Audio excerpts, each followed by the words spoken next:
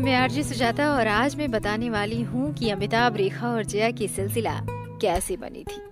और इस फिल्म के गाने तो आज भी हमारे जहन में तरोताजा है। देखा एक ख्वाब तो ये सिलसिले हुए, इस गाने को कौन भूल सकता है। इस गीत के जहन में आते ही अपने आप के सदी के महानायक अमिताभ बच्चन और सदाबहार अदाकारा रेखा की शानदार फिल्मी जोड़ी आंखों के सामने आ जाती है।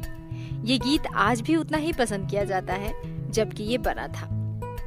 अमिताभ और रेखा की ये रियल लाइफ जोड़ी दर्शकों को खूब लुभाती थी और इस जोड़ी ने अपनी फिल्मों के जरिए एक लंबे अरसे तक अपने चाहने वालों के दिलों पे राज किया। लेकिन क्या हकीकत में इस रियल लाइफ जोड़ी ने दोनों की रियल लाइफ पर भी असर डाला था? ये सवाल आज भी सिनेमा प्रेमियों के जहन में बार बार आता है। दरअसल रेखा और अमिताभ पहली बार साल 1976 में फिल्म दो अनजाने के सेट पे मिले। इस फिल्म में ये दोनों लीड रोल में थे। इससे पहले अमिताभ 1973 में जया भादुरी से शादी कर चुके थे। जिस समय अमिताभ और रेखा फिल्म दो अनजाने में काम कर रहे थे, तब तक अमिताभ इंडस्ट्री में सुपरस्टार बन चुके थे। लेकिन रेखा को अभी इंडस्ट्री में उतनी पहचान नहीं मिली थी। लेकिन इस दौरान रेखा सुर्खियों में जरूर बनी रहती थी, कभी पुरानी फिल्मों के एक्टर विश्वजीत के साथ किसिंग सीन को लेकर, तो कभी विनोद मेहरा के साथ उनके अफेयर की खबरों को लेकर। लेकिन रेखा इससे इनकार करती रही और इस दौरान रेखा और अमिताभ की जोड़ी ने 1978 में गंगा की सौगंध और मुकद्दर का सिकंदर, 1989 में मिस्टर नटवरलाल जैसी सुपरहिट फिल्में दे डाली और इन हिट फिल्मों के बाद बॉलीवुड को एक नई जोड़ी मिल गई। दर्शकों ने भी इस जोड़ी को सराखों पर बिठा लिया। इसी दौरान रेखा और अमिताभ के अफेयर की खबरें भी खूब जोरों शोरों से आने लगी, जिसका काफी हद तक प्रभाव अमिताभ के वैवाहिक जीवन पर भी पड़ने लगा।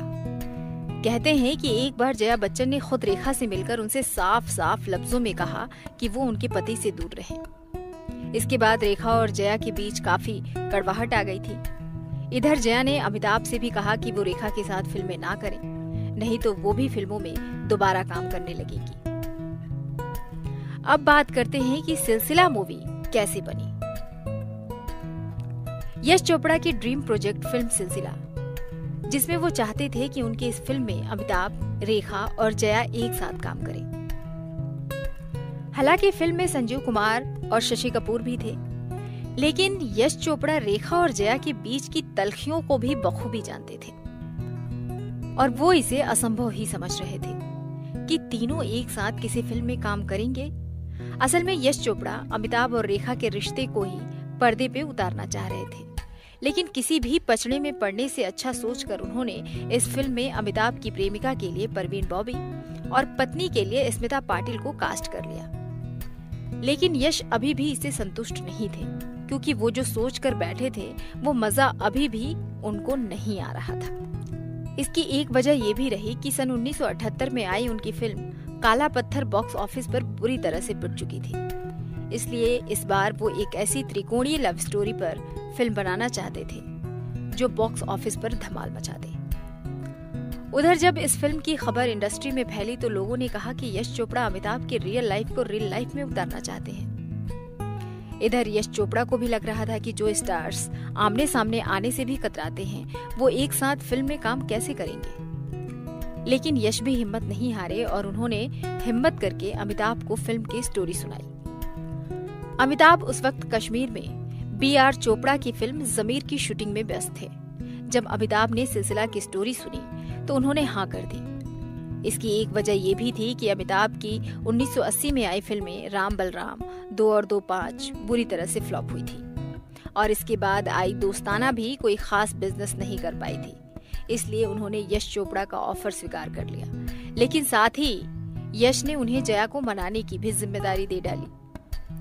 जया ने पहले तो इस फिल्म को करने से साफ साफ मना कर दिया था, लेकिन यश के बार बार समझाने और फिल्म के आखिरी सीन को सुनकर वो मान गई। फिल्म के आखिरी सीन में नायक अपनी पत्नी के पास वापस लौट आता है। जया फिल्म के इस अंत से खुश थी। वो जया जो शादी के बाद फिल्मों से दूर होकर अपने बच्चों की परवरिश में लगी थी, इस फिल्म से एक लंबे अरसे के बाद जया अमिताभ के साथ दोबारा काम करने वाली थी।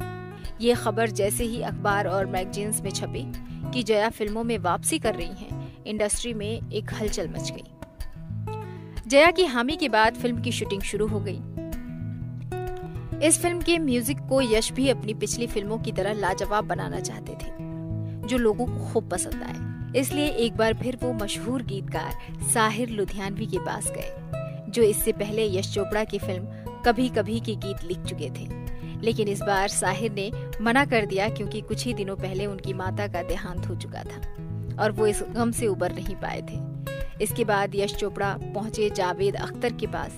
तब तक वो सलीम जावेद की जोड़ी के नाम से फिल्मों की कहानी लिखा करते थे और यश चोपड़ा के लिए वो 1975 में दीवार, 1978 में त्रिशूल और 1989 में काला पत्थर जैसी फिल्में लिख चुके थे। जावेद अख्तर फिल्म की कहानी लिखने के अलावा गीत, कविता भी लिखते थे। ये बात इंडस्ट्री में बहुत कम लोगों को ही मालूम थी। जावेद अख्तर के वालिद जान निसार अख्तर भी फिल्म इंडस्ट्री में मशहूर गीतकार थे। जब यश चोपड़ा को ये बात पता चली तो उन्होंने उनसे अपनी फिल्म सिलसिला के लिए गीत लिखने की गुजारिश की। काफी नानुकुर करने के बाद जावेद मान गए।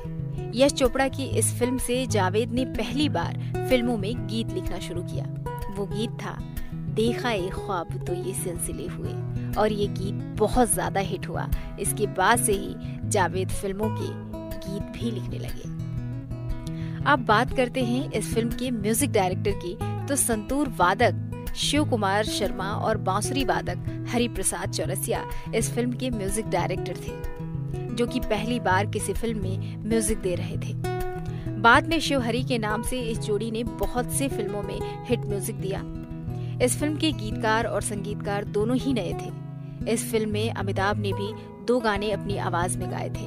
वो गीत थे नीला आसमां सो गया और दूसरा था हरिवंश राय बच्चन की कविता रंग बरसे भीगी चुनर वाली, जिसे फिल्म के लिए गीत के रूप में ढाला गया था।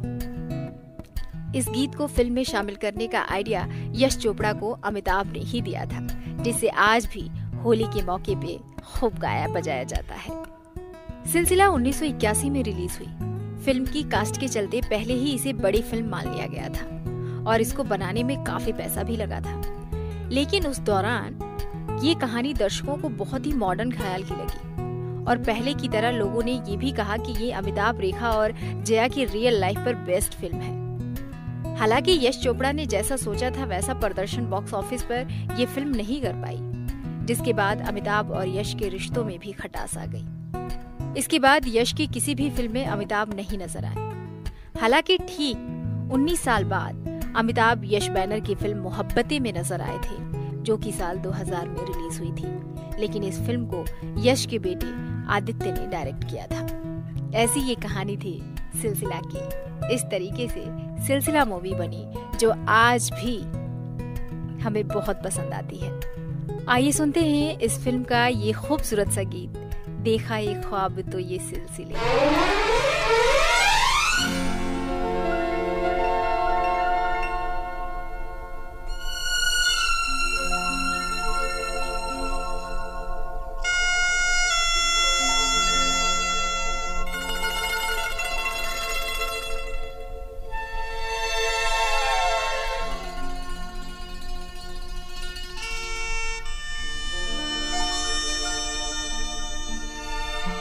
वहमो गुमान से दूर दूर, यकीन की हद के पास पास, दिल को भरम ये हो गया, उनको हमसे प्यार है।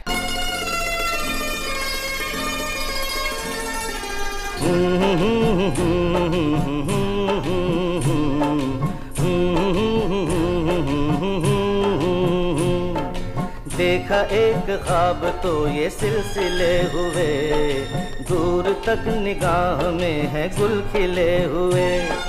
देखा एक ख्वाब तो ये सिलसिले हुए, दूर तक निगाह में है गुल खिले हुए। ये गिला है आपकी निगाहों से, फूल भी हो दरमियां तो फासले हुए। देखा एक ख्वाब तो ये सिलसिले हुए, दूर तक निगाह में है गुल खिले हुए।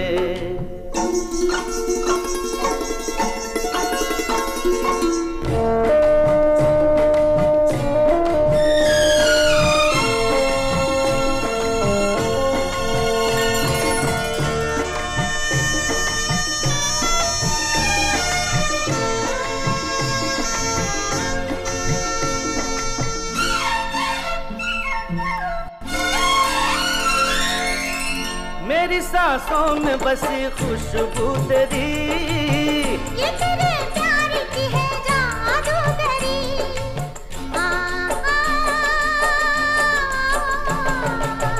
तेरी आवाज है हवाओं में, प्यार का रंग है फिजाओं में, धड़कनों में तेरे गीत है मिले हुए। क्या कहूँ कि शर्म से है लब सिले हुए। देखा एक ख्वाब तो ये सिलसिले हुए, फूल भी हो दरमियां तो फासले हुए।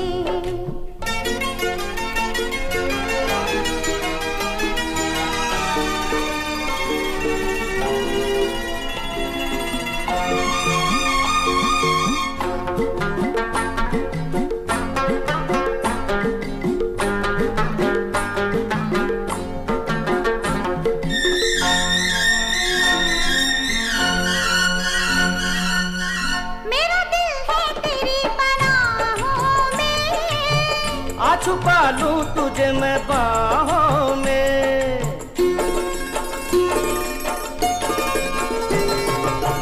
तेरी तस्वीर है निगाहों में, दूर तक रोशनी है राहों में। चल अगर न रोशनी के काफिले हुए, प्यार के 1000 दीप हैं जले हुए। देखा एक ख्वाब तो ये सिलसिले हुए, दूर तक निगाह में है गुल खिले हुए। ये गिला है आपकी निगाहों से, फूल भी हो दरमियां तो फासले हुए। देखा एक ख्वाब तो ये सिलसिले हुए, दूर तक निगाह में है गुल खिले हुए।